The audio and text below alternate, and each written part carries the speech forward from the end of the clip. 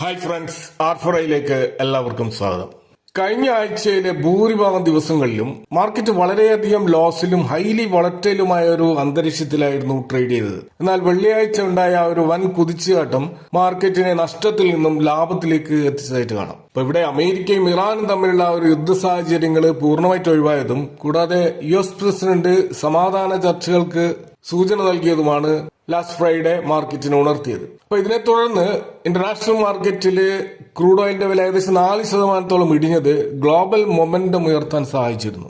Last വീക്കിന്റെ നമ്മുടെ മാർക്കറ്റിലെ ഇൻഡെക്സുകളുടെ ഒരു പെർഫോമൻസ് നമ്മൾ നോക്കിക്കഴിഞ്ഞാൽ നിഫ്റ്റി 50 1.1% ഒരു പോസിറ്റീവ് പെർഫോമൻസോടെ നല്ല മികച്ച പ്രകടനം കാഴ്ചവെച്ചുകൊണ്ടാണ് കഴിഞ്ഞ ആഴ്ച കടന്നുപോയത്. അപ്പൊ അവിടെ ബാങ്കിങ് ആൻഡ് ഫൈനാൻഷ്യൽ സർവീസസ് സ്റ്റോക്കുകളിലും മറ്റ് നിഫ്റ്റി ഹെവി വെയിറ്റ് സ്റ്റോക്കുകളിലും ഉണ്ടായ മുന്നേറ്റമാണ് ഈ രീതിയിലുള്ള ഒരു പ്രകടനം ലാസ്റ്റ് വീക്ക് നിഫ്റ്റി 50 നടത്താൻ സഹായിച്ചിട്ടുള്ളത്. എന്നാൽ നമ്മൾ ബ്രോഡർ മാർക്കറ്റിലേക്ക് വന്നാൽ mid cap, small cap, micro ക്യാപ്പിലൊക്കെ ഈ രീതിയിലുള്ള ഒരു ഓവറോൾ പെർഫോമൻസ് ലാസ്റ്റ് വീക്ക് നമുക്ക് കാണാൻ കഴിയുന്നില്ല. അപ്പൊ അവിടെ Nifty next 50 flat negative closing ആണെങ്കിൽ നിഫ്റ്റി മിഡ് ക്യാപ്പും സ്മോൾ ക്യാപ്പും മൈക്രോ ക്യാപ്പും ഒരു ഫ്ലാറ്റ് പോസിറ്റീവ് ക്ലോസിംഗ് മാത്രമാണ് ഉണ്ടായിട്ടുള്ളത്. മൊത്തത്തിലുള്ള ഇന്ത്യൻ മാർക്കറ്റിലെ സെക്ടർ പെർഫോമൻസ് ലാസ്റ്റ് വീക്ക് നമ്മൾ നോക്കിക്കഴിഞ്ഞാൽ നിഫ്റ്റി ബാങ്ക്, പ്രത്യേകിച്ച് നിഫ്റ്റി PSU ബാങ്ക്, അതുപോലെ നിഫ്റ്റി FMCG, ഫാർമയിലൊക്കെ പോസിറ്റീവ് ക്ലോസിംഗ് ആണ് ഉണ്ടായിട്ടുള്ളത്.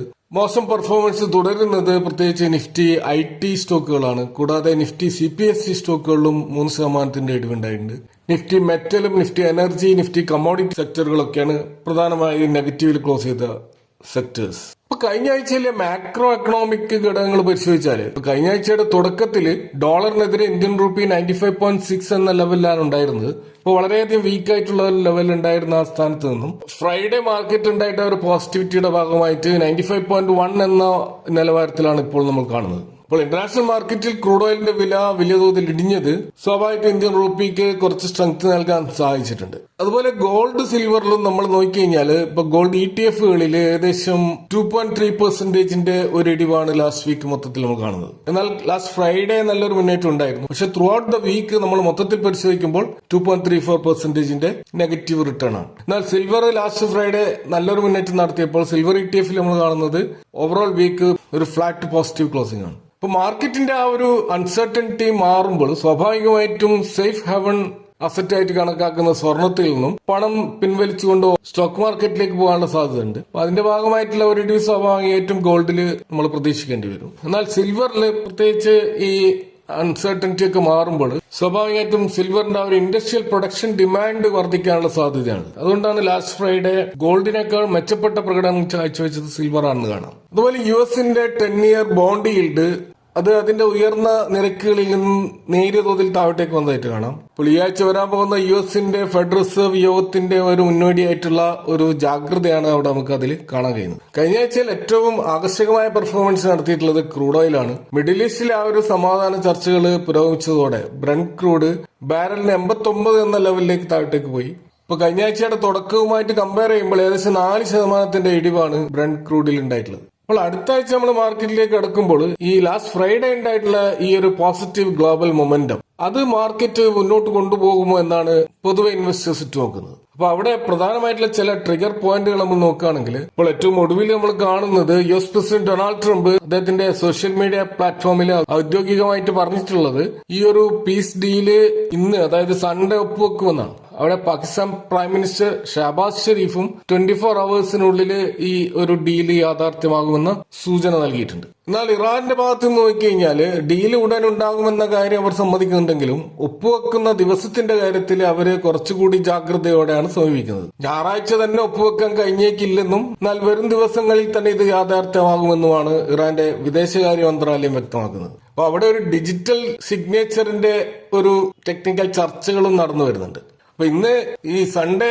ഒഫീഷ്യലായിട്ട് ഈ കരാർ ഒപ്പുവെക്കുകയോ അല്ലെങ്കിൽ അനുകൂലമായ വാർത്തകൾ വരികയോ ചെയ്താൽ തീർച്ചയായിട്ടും മൺഡേ ഇന്ത്യൻ മാർക്കറ്റ് ഒരു കുതിപ്പോടെ ഒരു ഗ്യാപ്പ് അപ്പ് ഓപ്പണിംഗിന്റെ സാധ്യതയാണ് നമുക്ക് കാണാൻ കഴിയുക. നെക്സ്റ്റ് വീക്ക് വരാൻ പോകുന്ന മറ്റൊരു പ്രധാനപ്പെട്ട ഒരു ഗ്ലോബൽ ഇവന്റ് തീർച്ചയായിട്ടും US-ന്റെ ഫെഡ് റിസർവിന്റെ മീറ്റിംഗ് ആണ്. അപ്പോൾ ഇൻട്രസ്റ്റ് റേറ്റ് കട്ട് ഉണ്ടാകുമോ, ഇനി ഉണ്ടായിട്ടില്ലെങ്കിൽ ഈ വരും മാസങ്ങളിലുള്ള ഇൻട്രസ്റ്റ് റേറ്റ് കട്ടിന്റെ സാധ്യതകൾ എത്രത്തോളം ഉണ്ടെന്നും അതുപോലെ ഫെഡ് ചെയർമാൻ നൽകുന്ന കമന്ററി, അതിൽ US എക്കണോമിയെ കുറിച്ച് നടത്തുന്ന പരാമർശങ്ങളും ഇതൊക്കെ വളരെ പ്രധാനപ്പെട്ട ഒരു കാര്യമായിട്ട് മാർക്കറ്റ് പ്രതിഫലിക്കാൻ സാധ്യതയുള്ള ഒരു ഇവന്റ് ആണ്. ഇതുപോലെ മറ്റൊരു പ്രധാനപ്പെട്ട ഡാറ്റ ലാസ്റ്റ് വീക്ക് വന്നിട്ടുള്ളത് ജൂൺ 12 പുറത്തു വന്നിട്ടുള്ള ഇന്ത്യയുടെ കൺസ്യൂമർ പ്രൈസ് ഇൻഫ്ലേഷൻ ഡാറ്റയാണ്. അപ്പൊ ആ ഇൻഫ്ലേഷൻ ഡാറ്റയിൽ തീർച്ചയായിട്ടും വർധനവുണ്ടായിട്ടുണ്ട്. കഴിഞ്ഞ 16 മാസത്തിനിടയിലെ ഏറ്റവും ഉയർന്ന നിരക്കിലാണ് ഇന്ത്യയിലെ ഇൻഫ്ലേഷൻ നിരക്ക്. ഏപ്രിൽ മാസം 3.48% ലെവലിൽ ഉണ്ടായിരുന്ന CPI ഇൻഫ്ലേഷൻ ഇപ്പോൾ മെയ് മാസത്തിൽ 3.93 ആയിട്ട് ഉയർന്നിട്ടുണ്ട്. ഫുഡ് ഇൻഫ്ലേഷൻ 4.2%-ൽ നിന്നും 4.78% ആയിട്ടും വർദ്ധിച്ചിട്ടുണ്ട്. അതേപോലെ കോർ ഇൻഫ്ലേഷൻ, അതായത് ഫ്യൂവലും ഫുഡും ഒഴിവാക്കിക്കൊണ്ടുള്ള ആ ഒരു ഇൻഫ്ലേഷൻ നോക്കിക്കഴിഞ്ഞാൽ 3.73% ആയിട്ടും വർദ്ധിച്ചിട്ടുണ്ട്. അപ്പൊ തുടർച്ചയായിട്ട് 3ാമത്തെ മാസമാണ് ഇൻഫ്ലേഷൻ ഈ രീതിയിൽ ഉയരുന്നത്. അപ്പൊ തീർച്ചയായിട്ടും ഇത് നമ്മുടെ ഇന്ത്യൻ മാർക്കറ്റിനെ സംബന്ധിച്ചിടത്തോളം റിസർവ് ബാങ്ക് ഓഫ് ഇന്ത്യയുടെ ആ ഒരു ഇൻഫ്ലേഷൻ ലക്ഷ്യമായിട്ടുള്ള 4% താഴെയാണ്. അപ്പൊ RBIയുടെ ഒരു സേഫ് ലിമിറ്റ് എന്ന് പറയുന്നത് 2%-നും 6%-നും ഇടയിൽ ഇൻഫ്ലേഷൻ നിൽക്കുക എന്നുള്ളതാണ്. അപ്പൊ ലക്ഷ്യം 4% താഴെ നിൽക്കുക എന്നുള്ളതാണ്. എന്നാൽ നിലവിൽ ഇൻഫ്ലേഷൻ 4%-ലേക്ക് അടുക്കുന്നതും അതുപോലെ കോർ ഇൻഫ്ലേഷൻ കൂടുന്നതും RBI റിപ്പോ റേറ്റ് ഉടനൊന്നും കുറക്കാൻ സാധ്യതയില്ല എന്ന സൂചനയാണ് നൽകുന്നത്. ഇപ്പൊ കഴിഞ്ഞ റിപ്പോ നിരക്ക് RBI 5.25% എന്നുള്ള രീതിയിൽ മാറ്റമില്ലാതെ നിലനിർത്തിയിരിക്കുകയാണ്. ഇപ്പൊ ഇൻട്രസ്റ്റ് റേറ്റ് കുറയുക എന്നുള്ളതാണ് മാർക്കറ്റിനെ സംബന്ധിച്ചിടത്തോളം ഏറ്റവും പോസിറ്റീവ്. പക്ഷെ അതിന്റെ സാധ്യതകളാണ് ഇവിടെ മങ്ങിയിരിക്കുന്നത്. ഇത് കൂടാതെ ഇൻഫ്ലേഷൻ ഇനിയും ഉയരാതിരിക്കാൻ ഇപ്പോൾ ലഭിച്ചുകൊണ്ടിരിക്കുന്ന മൺസൂൺ അത് കൃത്യമായിട്ട് ലഭിക്കേണ്ടതുണ്ട്. ഇപ്പൊ നല്ല മഴ ലഭിക്കുകയാണെങ്കിൽ വരും മാസങ്ങളിൽ ഈ ഭക്ഷണ സാധനങ്ങളുടെ വില കുറയുകയും ഇൻഫ്ലേഷൻ നിയന്ത്രണത്തിലാവുകയും ചെയ്യും. ഇനി നമ്മൾ നെക്സ്റ്റ് വീക്ക് വളരെ പ്രധാനപ്പെട്ട ഒരു ഇവന്റ് ആയിട്ട് കാണുന്നത് വേദാന്തയുടെ ഡിമേർജറാണ്. നമുക്കറിയാം വളരെ കാലമായിട്ട് കാത്തു നിൽക്കുന്ന ഒരു ഡിമേർജറാണിത്. ഇപ്പൊ ജൂൺ 15 വേദാന്ത ഗ്രൂപ്പ് ഡിമേർജ് ചെയ്ത് 4 പുതിയ കമ്പനികൾ മാർക്കറ്റിൽ ലിസ്റ്റ് ചെയ്യപ്പെടും. ഒന്ന് Vedanta oil and gas, Vedanta power, Vedanta aluminium, Vedanta iron and steel. ഇപ്പൊ സ്വാഭാവികമായിട്ടും വേദാന്ത സ്റ്റോക്കിൽ ഇൻവെസ്റ്റ് ചെയ്തവരെ സംബന്ധിച്ചിടത്തോളം ഇത് വളരെ പ്രധാനപ്പെട്ട ഒരു ഇവന്റ് ആണ്. കൂടാതെ മെറ്റൽ സെക്ടറിലും ഇത് വളരെ പ്രധാനപ്പെട്ട ഒരു ഇവന്റ് ആയിട്ട് നെക്സ്റ്റ് വീക്ക് മാറാൻ പോവുകയാണ്. അതുപോലെ നമ്മളെ മാർക്കറ്റിൽ ലാസ്റ്റ് ഫ്രൈഡേ ഈ ബാങ്ക് നിഫ്റ്റിയിൽ ഉണ്ടായിട്ടുള്ള മുന്നേറ്റം ഏകദേശം 3% മുന്നേറ്റം അവിടെ ഉണ്ടായിരുന്നു. അതുപോലെ HDFC ബാങ്ക് പോലെയുള്ള മുൻനിര ബാങ്കുകളിൽ ഉണ്ടാകുന്ന മുന്നേറ്റം അത് തുടരുകയാണെങ്കിൽ വളരെ പെട്ടെന്ന് തന്നെ മാർക്കറ്റ് ഒരുപക്ഷെ 24,000 എന്നുള്ള ഒരു കടമ്പ കടക്കാൻ സാധ്യതയുണ്ട്. എങ്കിൽ പോലും അവിടെ ഫോറിൻ ഇൻസ്റ്റിറ്റ്യൂഷണൽ ഇൻവെസ്റ്റേഴ്സിന്റെ നിലപാട് വളരെ പ്രധാനമാണ്. കഴിഞ്ഞ ആഴ്ചകളിൽ അവര് വലിയ തോതിലുള്ള നെറ്റ് സെല്ലേഴ്സ് ആയിരുന്നു. എന്നാൽ DIS ശക്തമായ വാങ്ങൽ നടത്തുന്നത് കൊണ്ട് മാർക്കറ്റിന് വലിയ തോതിൽ അത് എഫക്ട് ചെയ്യുന്നുണ്ടായിരുന്നില്ല. പക്ഷെ ഇവിടെ നേരിയ ഒരു ചേഞ്ച് നമ്മൾ കാണുന്നത് FIS അവർ ആ ഒരു സെല്ലിങ്ങിന്റെ ആ ഒരു ഇന്റൻസിറ്റി കുറച്ചിട്ടുണ്ട്. കാരണം ലാസ്റ്റ് 3 ട്രേഡിംഗ് ഡേയിൽ അവരുടെ സെല്ലിങ് 2,000 കോടിക്കും 1,000 കോടിക്കും ഇടയിലേക്ക് അത് കുറഞ്ഞു വന്നിട്ടുണ്ട്. അപ്പോൾ നെക്സ്റ്റ് വീക്ക് നമ്മൾ തീർച്ചയായിട്ടും പരിശോധിക്കേണ്ടത് അവർ നെറ്റ് ബയേഴ്സ് ആയിട്ട് മാറുന്നുണ്ടോ എന്നുള്ളതാണ്. അങ്ങനെയാണെങ്കിൽ അത് മാർക്കറ്റിനെ സംബന്ധിച്ചിടത്തോളം വളരെ പോസിറ്റീവ് ആയിട്ടുള്ള ഒരു കാര്യമാണ്. നിഫ്റ്റിയുടെ ഒരു ലെവലുകൾ നമ്മൾ പരിശോധിച്ച് കഴിഞ്ഞാൽ ഇപ്പോൾ ടെക്നിക്കലി നോക്കുകയാണെങ്കിൽ നിഫ്റ്റി ഇപ്പോൾ 23,500 എന്നുള്ള ലെവലിൽ ശക്തമായ പുട്ട് റേറ്റിംഗ് നടന്നിട്ടുള്ള സപ്പോർട്ടിൽ നിൽക്കുകയാണ്. മുകളിലാണെങ്കിൽ 24,000 ഒരു പ്രധാനപ്പെട്ട റെസിസ്റ്റൻസ്. അവിടെയാണ് കോൾ ഓപ്പൺ ഇൻട്രസ്റ്റുകൾ ഏറ്റവും അധികം ഉള്ളത്. അപ്പോൾ നെക്സ്റ്റ് ട്യൂസ്ഡേ നടക്കുന്ന വീക്കിലി എക്സ്പയറിയിൽ ഈ 23,500-നും 24,000-നും ഇടയിൽ എങ്ങോട്ട് നീങ്ങും എന്നുള്ളതാണ് ട്രേഡേഴ്സ് ഉറ്റുനോക്കുന്നത്. അടുത്തായിട്ട് നമ്മൾ നോക്കുന്നത് മാർക്കറ്റിൽ ഇപ്പോൾ നമുക്കറിയാം ഈ യുദ്ധം ഒരു അവസാന ഘട്ടത്തിലേക്ക് നീങ്ങുന്നതിന്റെ സൂചനകളാണ് കാണുന്നത്. അപ്പോൾ അത്തരത്തിലുള്ള ഒരു പോസ്റ്റ് വാർ സിനാരിയോയിൽ ഏറ്റവും കൂടുതൽ നേട്ടമുണ്ടാക്കാൻ സാധ്യതയുള്ള പല സെക്ടേഴ്സും അതുപോലെ പല സ്റ്റോക്കുകളും നമുക്ക് കാണാൻ കഴിയും. അപ്പൊ അത്തരത്തിലുള്ള സെക്ടേഴ്സും സ്റ്റോക്സ് നമ്മൾ നോക്കുകയാണെങ്കിൽ ഒരു പ്രധാനപ്പെട്ട സെക്ടർ ഏവിയേഷൻ ആൻഡ് ടൂറിസം മേഖലയാണ്. കാരണം യുദ്ധഭീതി ഒഴിയുന്നതോടെ വിമാന സർവീസുകളുടെ റൂട്ടുകൾ നോർമലൈസ് ചെയ്യപ്പെടും. കൂടാതെ ക്രൂഡ് ഓയിൽ വില കുറയുന്നത് ഇവരുടെ ഏവിയേഷൻ ടർബൈൻ ഫ്യൂവലിന്റെ വില കുറയാൻ സഹായിക്കും. അതൊക്കെ ഈ മേഖലയിലുള്ള സ്റ്റോക്കുകൾക്ക് പോസിറ്റീവായിട്ട് ഗുണം ചെയ്യും. പ്രത്യേകിച്ച് Inter globe aviation, space jet, കൂടാതെ ഹോട്ടൽ ആൻഡ് ടൂറിസം മേഖലയിലുള്ള Indian hotels company, eastern India hotels തുടങ്ങിയ ഈ മേഖലയിലുള്ള പല സ്റ്റോക്കുകൾക്കും അത് ഗുണകരമായിട്ട് മാറാൻ സാധ്യതയുണ്ട്. മറ്റൊന്ന് ഓട്ടോമൊബൈൽ സെക്ടറാണ്. ക്രൂഡ് ഓയിൽ പ്രൈസ് കുറയുന്നത് വെഹിക്കിൾ സെയിൽസ് വർദ്ധിപ്പിക്കാൻ കാരണമാകാറുണ്ട്.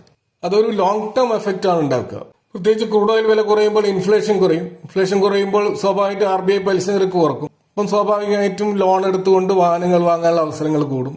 കൂടാതെ ക്രൂഡ് ഓയിലിന്റെ വില കുറയുന്നത് കൊണ്ട് സാധാരണക്കാരായ ആളുകളെ സംബന്ധിച്ചിടത്തോളം ഒരു വാഹനം ഓൺ ചെയ്യാനുള്ള അവരുടെ കോൺഫിഡൻസ് വർദ്ധിപ്പിക്കും. അപ്പൊ ഇതൊക്കെയാണ് ആ ഒരു സെഗ്മെന്റിൽ ഉണ്ടാക്കാൻ പോകുന്ന ഒരു പോസിറ്റീവ് ഇമ്പാക്ട്. അതുകൊണ്ട് തന്നെ പല പ്രധാനപ്പെട്ട സ്റ്റോക്കുകൾ, പ്രത്യേകിച്ച് Maruti Suzuki, Tata Motors, Mahindra, Bajaj auto പോലെയുള്ള സ്റ്റോക്കുകൾ ഇവിടെ ശ്രദ്ധിക്കപ്പെടും. മറ്റൊരു സെക്ടർ പെയിന്റ് ആൻഡ് ടയർ മേഖലയാണ്. കാരണം ഈ പെയിന്റും അതുപോലെ ടയർ നിർമ്മാണത്തിന് ആവശ്യമായിട്ടുള്ള റോ മെറ്റീരിയൽസ് ക്രൂഡ് ഓയിൽ നിന്നാണ് നിർമ്മിക്കുന്നത്. ഇപ്പോൾ സ്വാഭാവികമായിട്ടും ക്രൂഡ് ഓയിൽ വില കുറയുമ്പോൾ ഇവരുടെ പ്രോഫിറ്റ് മാർജിൻ വർദ്ധിക്കും. അപ്പോൾ Asian paints, Berger paints, IndiGo paints, MRF, Apollo tyres, SEAT തുടങ്ങിയ സ്റ്റോക്കുകൾ നമുക്ക് ലൈംലൈറ്റിൽ കാണാൻ പറ്റും. ഇതേപോലെയാണ് ഓയിൽ ആൻഡ് മാർക്കറ്റിംഗ് കമ്പനികൾ. കാരണം ഇന്റർനാഷണൽ മാർക്കറ്റിൽ എണ്ണവില കുറയുമ്പോൾ ഇന്ത്യയിലെ പൊതുമേഖല എണ്ണ വിതരണ കമ്പനികളെ സംബന്ധിച്ചിടത്തോളം കുറഞ്ഞ വിലയ്ക്ക് ക്രൂഡ് ഓയിൽ വാങ്ങിയിട്ട് അവർക്ക് റിഫൈൻ ചെയ്യാൻ പറ്റും. ഇത് അവരുടെ മാർജിൻ വർദ്ധിപ്പിക്കും. അതുകൊണ്ട് തന്നെ ഇവിടെ HPCL, BPCL, Indian oil corporation ഒക്കെ ലൈംലൈറ്റിൽ വരാൻ സാധ്യതയുണ്ട്. എന്നാൽ അവിടെ ശ്രദ്ധിക്കേണ്ട ഒരു കാര്യം, ONGC, ഓയിൽ ഇന്ത്യ പോലെയുള്ള ഈ ക്രൂഡ് എക്സ്പ്ലോറേഷൻ കമ്പനികളെ സംബന്ധിച്ചിടത്തോളം ചിലപ്പോൾ അത് നെഗറ്റീവായിട്ടാണ് വരാൻ സാധ്യത. അതുപോലെ മറ്റൊരു മേഖല ഇൻഫ്രാസ്ട്രക്ചർ കൺസ്ട്രക്ഷൻ മേഖലയാണ്. കാരണം യുദ്ധത്തിന് ശേഷമുള്ള ഈ പോസ്റ്റ് വാർ റീകൺസ്ട്രക്ഷൻ പ്രത്യേകിച്ച് മിഡിൽ ഈസ്റ്റിൽ വലിയ തോതിൽ നടക്കും. ഇപ്പോൾ ഈ ഗൾഫ് രാജ്യങ്ങളിൽ വലിയ പ്രൊജക്ടുകൾ ചെയ്യുന്ന ഇന്ത്യൻ കമ്പനികളുണ്ട്. അവർക്കിത് വലിയ ഓർഡറുകൾ ലഭിക്കാൻ സഹായകരമാകും. അപ്പൊ അവിടെ നമ്മൾ ശ്രദ്ധിക്കേണ്ടത് ലാർസൻ ആൻഡ് ടൂബ്രോ, അതുപോലെ KEC international, Kalpataru projects, UltraTech cement പോലെയുള്ള സ്റ്റോക്കുകൾ തീർച്ചയായിട്ടും ഫോക്കസ് ചെയ്യപ്പെടും. അപ്പൊ യുദ്ധം അവസാനിക്കുന്നത് തീർച്ചയായിട്ടും പോസിറ്റീവ് ആണെങ്കിലും ചില മേഖലകളിൽ താൽക്കാലികമായിട്ടുള്ള ഒരു കറക്ഷൻ വരാൻ സാധ്യതയുണ്ട്. അതിലൊന്ന് ഡിഫൻസ് സെക്ടറാണ്. കാരണം ഈ ഒരു മേഖല അതിൽ ഓവർ വാല്യൂഡ് ആണ്. അപ്പൊ യുദ്ധ സമയത്ത് വലിയ തോതിൽ മുന്നേറ്റം ഈ സ്റ്റോക്കുകളിലൊക്കെ ഉണ്ടായിരുന്നു. അപ്പൊ സ്വാഭാവികമായിട്ടും അവിടെ പ്രോഫിറ്റ് ബുക്കിംഗിന്റെ സാധ്യതകൾ നമ്മൾ പരിശോധിക്കേണ്ടി വരും. കൂടാതെ ഗോൾഡിൽ ഇൻവെസ്റ്റ് ചെയ്തവരെ സംബന്ധിച്ചിടത്തോളം നിലവിലെ അവിടെ നിന്ന് പണം പിൻവലിച്ചുകൊണ്ട് സ്റ്റോക്ക് മാർക്കറ്റിലേക്ക് നീങ്ങാനുള്ള സാധ്യതകളുള്ളത് കൊണ്ട് തന്നെ ഗോൾഡ് റിലേറ്റഡ് ലോൺ ബിസിനസ്സിലുള്ള മുത്തൂറ്റ് ഫിനാൻസ്, മണപ്പുറം പോലെയുള്ള സ്റ്റോക്കുകൾ അത് നെഗറ്റീവായിട്ട് വന്നേക്കാം. അപ്പോൾ ഇതൊക്കെയാണ് നെക്സ്റ്റ് വീക്ക് മാർക്കറ്റുമായി ബന്ധപ്പെട്ടിട്ട് നിങ്ങളുമായി ഷെയർ ചെയ്യാനുള്ളത്. ഈ വിഷയങ്ങളുമായി ബന്ധപ്പെട്ട നിങ്ങളുടെ അഭിപ്രായങ്ങളും കമന്റുകൾ അറിയിക്കുക. Thanks for watching. See next time with another video.